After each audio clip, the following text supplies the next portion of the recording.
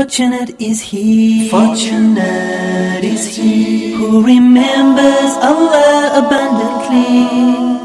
Worldly distractions cannot mildly sway his thoughts of Allah and Judgment Day.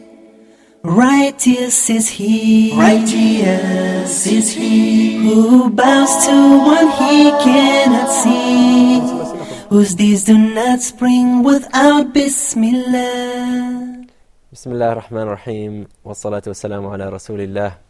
Assalamu alaikum wa rahmatullahi wa barakatuh. Welcome, dear viewers, to The Excellence of Manners. I'm your host, Muhammad Mamdouh. We've been talking and discussing and learning about manners in Islam that we as Muslims are supposed to have and supposed to attain in order for us to reach a high level of paradise that Allah promised for those who have good manners. We've come to one of our last topics, and that is the etiquette of entering the person's home, and how to enter a person's home when you are invited to their place. And there are etiquettes of doing that, and we will learn them today with Sheikh Saeed Al-Qadi from London. He has a background in education and Aqidah. Sheikh Saeed, welcome to the program. Assalamu alaikum wa rahmatullah. Wa alaikum assalam wa rahmatullah wa barakatuh. May Allah bless you, Ustad Muhammad, and reward you. To begin with, we want to start by listing these etiquettes. But before we do that, is there any evidence from the Sunnah or from the Quran that there are in fact etiquettes of entering someone's house, or this is just a custom? May Allah bless you. Bismillah ar-Rahman ar-Rahim. Alhamdulillahi Rabbil Alameen.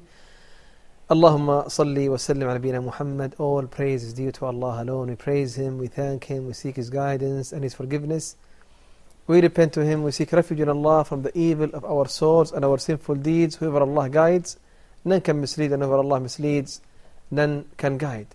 I bear a witness that there is no deity worthy of worship but Allah, and I bear a witness that Muhammad sallallahu alayhi wa sallam is His servant and His last messenger. Allah subhanahu wa ta'ala, in His book that which He revealed to Muhammad sallallahu alayhi wa sallam, gave us a clear etiquette about entering another person's house. And Allah subhanahu wa ta'ala is teaching us how to adhere to the good manners and to the good etiquettes in going to someone's house. Allah subhanahu wa ta'ala in the Quran said, Ya ayyuhalladhina amanu, O who you believe, La tadkhulu buyutan ghayra buyutikum, don't enter houses that are not yours. Hatta tasta'nisu wa tusallimu ala ahliha, until you seek permission and you offer salam or you offer greeting to its people.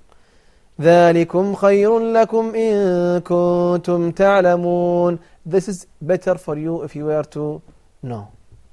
So we have in the Quran a clear evidence that we should take permission whenever we are trying to enter someone's house. And it's safe to say that because Allah subhanahu wa ta'ala gave it this high rank in the Quran, that it's mentioned in the Quran, that it's a very important etiquette for us to really focus on and adhere to when we're doing this. When we come to the person who invited us to their house, to the actual door, where should we stand and how should we knock, and what is the proper etiquette here? May Allah bless you. It is very important once you arrive at a person's house that you don't stand directly in front of the door. You should stand to the left of the door, to the right of the door, or to the left of the door. In one occasion, the Nabi of Allah sallallahu alaihi wasallam, may Allah's peace and blessing be upon him, a man came in to visit him, and the man was standing directly before his door. So the Nabi of Allah sallallahu alaihi wasallam, once he came out, he saw him in front of him. He said to him, هكذا عنك أو هكذا. You either stand to the right or to the left, but don't stand in front of me, because إنما جعل الاستئذان النظر. Why taking permission was legislated Why it was made compulsory? Because of the eyesight. Because if you stand before me, you're going to see my privacy inside the house. So therefore, you should stay to the right or to the left while you are knocking the door. So the wisdom behind standing on the right or the left is that if somebody opens the door right away, you might see something that you shouldn't be seeing, something that is private. Exactly. It is the wisdom behind this is the eyesight. And Nabi sallallahu alaihi wasallam in the sound hadith said that إنما جعل الاستئذان للبصر. Taking permission to enter someone else's house was only legislated because of the eyesight. And in another hadith, he sallallahu alaihi wasallam, may Allah's peace and blessing be upon him, he said as well that if someone looked at your private property or looked at your house without taking permission, and if you pelt him with pebble and you knock out his eye, he said, you have no sin upon you. You have no sin upon you. That shows it is forbidden to look at people's privacy without taking permission, or to look at their houses without taking permission. Islam, of course, Islam puts great emphasis on this issue. Of privacy, and that you should not. Exactly. This is for your brother, something that you should not step over. Exactly. But it's not a green light that you are allowed to help someone with pebbles if he looked at your privacy. No, you shouldn't do that. But however, if he did, in Islam, you're not liable to any punishment. What about the actual seeking permission? How many times should you seek permission when you're entering the house? May Allah bless you. Yeah, you should take permission thrice, maximum, thrice. You should ask once, then if you are not heard, ask twice. If you're not heard, third time, and then if no one answered you, then you should return. And it's better for you. Allah subhanahu wa ta'ala said, فَإِن لَمْ يُؤْذَنْ وَإِنْ قِيلَ ارْجِعُوا فَارْجِعُوا. If you are told to return, then return. It is better for you. It is better for you. If someone, for example, said to you, return, I'm busy now, return, it is better for you, and Allah Ta'ala will reward you for this. One of the companions used to say that, I've tried to implement many verses and many teaching of the Quran, but this verse I couldn't implement it because no one until now told me return. Everyone, whenever I knock his door, he said to me, come inside. So if you are told to return, return. And when you knock the door, knock thrice, or if you are pressing the bell, press the bell thrice maximum. And when somebody replies to you without opening the door, before opening the door, and they ask who is outside, who is knocking at the door, is there a special response you should respond? May Allah bless you. You should make sure that you identify yourself clearly to him in a way that he understands, and in a way that he knows who you are exactly. You should avoid saying me, for example. Say to you, who is this? You say me. Who is me? And Nabi sallallahu alaihi wasallam, on occasion, one of the companions, he was knocking at his door. So Rasulullah said to him, who is this? He said, me. Rasulullah said, sallallahu alaihi wasallam, me? What do you mean by me? I don't know who you are. So you should say your name. You should say your name fully and identify yourself. The Sahaba said that Rasulullah was behaving that he disliked this word, saying me. Also, don't say it is I or it is me. You have to mention your name. Say your name. Say your name. Clearly identify yourself. Clearly identify who you are. Don't say, for example, Muhammad, because Muhammad, you have many Muhammads. It's a common name. In one occasion, Nabi Sallallahu was one of the companions was also knocking at his door, and he said, who is this? She said, she was a woman. She said, Zainab. He said, Ayu Zainab? We have many Zainabs. Which Zainab exactly? She said, Zainab, the wife of Abdullah ibn Mas'ud radiyallahu anhu. Then he said, open the door for her. So make sure that you identify yourself fully, that the person who's inside will be able to know who you are exactly, and then open the door for you, inshallah. Before we enter the house, we're going to come to what we do when we enter. Before that, when we're still knocking at the door, is there a manner of knocking? Should we knock in a certain way, a certain amount of times? We said knock 3 times to ask permission. Exactly. How about the actual, the knocking itself? Let me tell you, the Sahaba, Anas radiallahu anhu, the companions, said that the companions used to knock at the door of Nabi sallallahu with a soft manner. They used to knock at his door in a very soft manner. They used to knock at his door using the nails of their fingers. Very softly. Tapping. Very softly. Even if you are nowadays, if you are pressing the bell, use it softly. Don't hold on to it and say this is one. Which is a very applicable way, because it's very annoying. Exactly. And when you press the bell, it's just a very loud sound. And just make yourself understood that somebody's outside. Exactly. Now, once we get into the house, who should we greet and how should we greet them? There is a manner of how to enter the house, or how to seek permission, basically. And Nabi sallallahu alayhi wa sallam, in one occasion, somebody, he was by his door and he said, shall I enter? And Nabi sallallahu alayhi wa sallam said to one of his companions, please go out and teach him how to seek permission. Teach him how to seek permission. So the man went out and he said to him, well, if you want to seek permission, then say, first of all, say, Assalamu alaikum.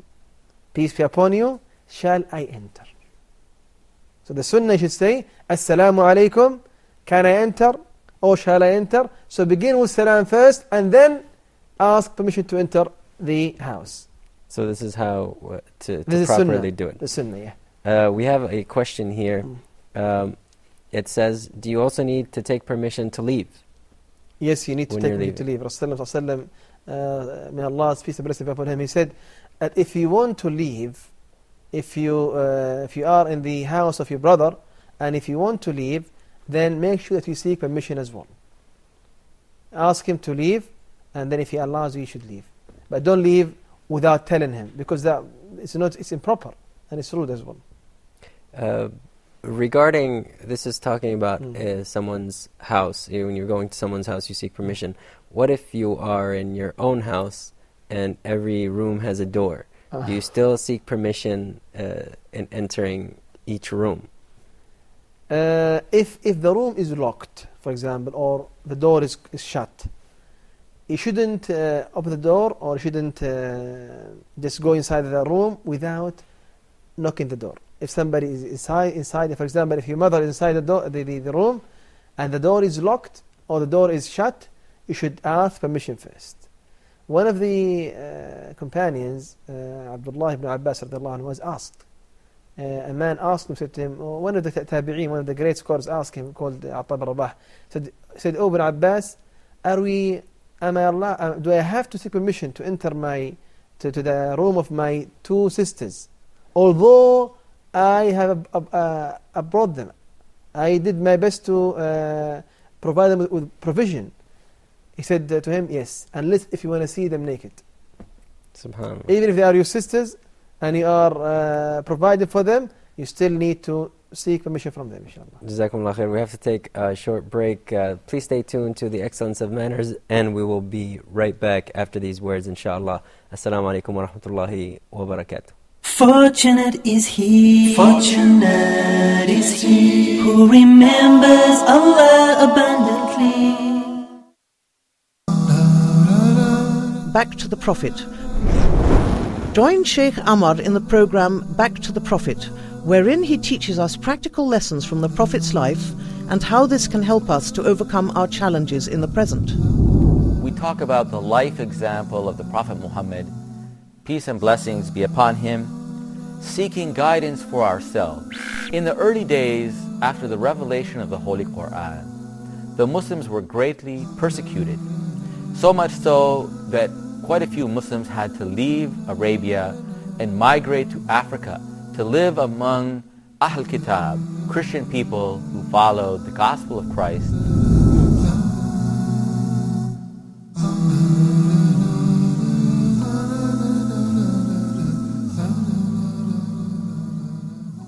Fortunate is he who remembers Allah abundantly. Bismillah ar-Rahman ar-Rahim. Wassalamu alaikum wa rahmatullahi wa barakatuh. Welcome back to the program, The Excellence of Manners. and we're joined by Sheikh Saeed Al-Qadi. Assalamu alaikum. Wa alaikum assalam wa rahmatullahi wa barakatuh. May Allah bless you, Sir Muhammad. Sheikh Saeed, today we're talking about the etiquettes of visiting someone's home, how to properly go to someone's house and enter the house. And we mentioned several of these etiquettes. And before the break, we're talking about asking permission in your own house if you're going into a room that your mother or your sister are in, that you are supposed to ask permission in doing so. Exactly, yeah. Let me give you an example. One of the companions, Abdullah bin Mas'ud radiallahu anhu ardah, or Hudayfa radiallahu anhu ardah, one of the companions, he was asked, someone asked him, said to him, shall I take permission to enter the room in which my mother is in? He said, yes. He said to him, she is my mother. He said, you have to take permission, unless if you want to see her naked. Therefore, you'll have to take permission whenever you want to enter the room which is shut. Yeah. What about for children entering a room? Are there certain times of the day they're not supposed to enter the room? Yeah, there are 3 periods that they should take permission for to enter to the room in them. Those 3 periods are before Fajr, 1 hour like before Fajr, and 1 hour after Isha, and at midday, 1 hour in the midday. And these times, of course, are mentioned in the Quran. They are mentioned in the Quran clearly. That you're supposed to ask permission at these Allah times. subhanahu wa ta'ala in the Quran said, يا أيها الذين آمنوا ليستأذنكم الذين ملكت أيمانكم والذين لم يبلغوا الحلم منكم 3 مرات. O who you believe, let those whom your right hand possessed and those or your children, let them seek permission to enter to your rooms, your private rooms, in 3 periods. The first one before the Fajr, and the second one after Isha, and the third one is at the time of noon, or the mid of the day, midday. We had just mentioned about in your own house, if you go into a room that your mother is in or your sisters are in, that you're supposed to knock. How about your wife? If she's in a room, are you also supposed to knock and ask permission? Generally, yes. If the door is shut, and if you think that she's doing something privately inside, then you should also seek permission.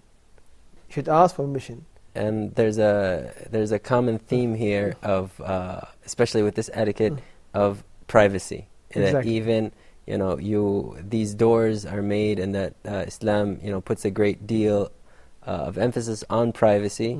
You have every individual privacy, and then a family privacy, and then a community privacy, and all these private matters we should adhere to them. Exactly. And you don't have to, every time, you don't have to say, for example, shall I enter?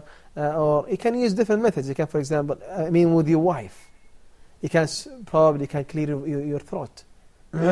Make yourself known that you are coming towards that you're coming in the door. Make it simple if you want to. We want to take a look at another aspect of these etiquettes, and that is the actual visiting someone's house. Okay. How important and what are some of the virtues of going and frequently visiting someone's house? We had mentioned in other episodes the benefit of eating together and how much benefit and ajr you get from that and reward.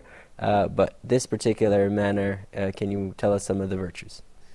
Inshallah. Let me tell you a story about this. And Nabi Sallallahu Alaihi Wasallam mentioned a story about a person who was visiting his brother for the sake of Allah. And his brother was living in a different city, different village. So this man, Allah subhanahu wa ta'ala appointed an angel to wait for him in the way that he was taken towards his brother. And the angel was there waiting for him. The man passed by the angel, and the angel asked him. He said to him, where are you going? He said, I'm going to my brother to visit him. He said to him, do you have any business with him? Do you have any trade with him? Any business? Any deal? Anything that you will gain from him? Any benefit? He said, no. I'm just going to see him because of the sake of Allah subhanahu wa ta'ala. The man said to him, I'm the Messenger of Allah to let you know that Allah subhanahu wa ta'ala loves you as you loved your brother for the sake of Allah subhanahu wa ta'ala. So you will gain the love of Allah subhanahu wa ta'ala if you go to your brother to visit him for the sake of Allah subhanahu wa ta'ala. And we are encouraged to love our brothers in Exactly. the sake of Allah. Exactly. That Allah loves this. And this is Definitely. a way to show this. It's a practical, applicable way to show real love. Inshallah. When we visit them, are there any etiquettes at the time of visit? Should we visit them at any time? Or are there restrictions on the time that we visit or we should visit them? May Allah bless you. Good question. The 3 times I mentioned before, which are before Fajr and after Isha and at noon time, are restricted. You shouldn't go to them on those time. I'll give you a story. Rasulullah when he was in Mecca, Aisha radiallahu anha said that he used to come to our house. He used to visit us at the 2 ends of the day, either in the morning or at the evening. But at the time of his migration, when he was moving from Mecca to Medina, he came to our house in Mecca at noon time. And then Abu Bakr radiallahu anhu was informed that Rasulullah has come. He said Rasulullah has come this time because of something which is very important. Because normally he wouldn't visit us in this time. And that shows that Rasulullah and his companions used to avoid visiting one another on those times, the time which is at noon time and after Isha, after prayer of Isha, and before prayer of Fajr. Jazakumullah khair. So you should avoid those 3 times. It's a very good thing you said that, because a lot of people tend to go out at night and visit each other late at night. So we should try to remember and avoid this this practice. Another common practice or a common incident that happens in someone's house is when you go to someone's house and time of prayer is there, and maybe you're going to pray in that house. Who exactly should lead the prayer? We know that the person that should lead the prayer is the person that has the most knowledge of the Qur'an. Exactly. What if the guest has more knowledge of the Qur'an than the host? Who should lead? Is it the Imam of the house, which is the host, or the person that has more knowledge of Qur'an? May Allah bless you. Jazakallah. Very good question. The person, the host has the right to lead, even though if he memorized less of the Qur'an, less than the person who is visiting him. The host has the right because his house is his authority and his place of authority, basically. Allah has given him the status, of course, in his own house. Exactly. And Nabi sallallahu alayhi wa sallam in the sound hadith said, لا يؤمن الرجل الرجل في بيته ولا إلا بإذنه ولا يقعد على تكرمته إلا بإذنه. It's not allowed for the person to lead his brother in his brother's house, unless if he allowed him. If he allowed you, then he can lead him. And also he said, and you also are not allowed to sit in his private or particular seat that he always sits in, unless if you take permission from him. Therefore, it is recommended to ask him, where shall I sit when you go inside to his house? Probably sit down in his seat that he always sits in. They usually should avoid this. In modern houses and modern furniture, you have the sofa, and then you have the one seat that reclines that the father usually sits in. So it's kind of known in a culture that this is the father's chair. Another issue is the responding to when somebody invites you, the response to the invitation. We know in Islam that there are some things that when you are required to reply, and that your brother has this right upon you, such as when he says salam, we said you have to reply to the salam. If he sneezes and says alhamdulillah, you are supposed to say yarhamukallah. Is this one of those situations? It is one of them, especially if it's for marriage purpose. If he said to you, well, I invite you because I have it's my marriage walima, my marriage food, then you will have to answer his invitation. You'll have to answer his invitation. And Nabi sallallahu alayhi wa sallam said, إِذَا دُعِيَ أَحَدُكُمْ فَلْيُجِبْ. Meaning, if you are called for an invitation, then answer the invitation of your brother. We had mentioned this before. Is this also when you're fasting? If you're fasting, should you break your fast and when your brother invites you, or should you? And we're talking about not the mandatory fasting, the Voluntary fasting. The voluntary, yes. You have the option. You can break your fast, or you can stay fasting. But if you chose to stay fasting, then what you should do, you should pray for the person or for your host, for the host. Pray for him, supplicate Allah subhanahu wa ta'ala for him, and ask Allah ta'ala to grant him more wealth. Jazakumullah khair. Unfortunately, we've come to the end of the program. Thank you so much for watching The Excellence of Manners. And I'd like to thank Sheikh Saeed Al-Qadi. Thank you again. May Allah bless you. Jazakallah Khair, Muhammad. Please join us next time on the program, and we hope to see you again, inshallah. Assalamu alaikum wa rahmatullahi wa barakatuh. Fortunate is he who remembers Allah abundantly. Worldly distractions cannot mildly sway his thoughts of Allah and Judgment Day. Righteous is he who bows to one he cannot see, whose deeds do not spring without Bismillah, fulfilling his task with perfect taqwa.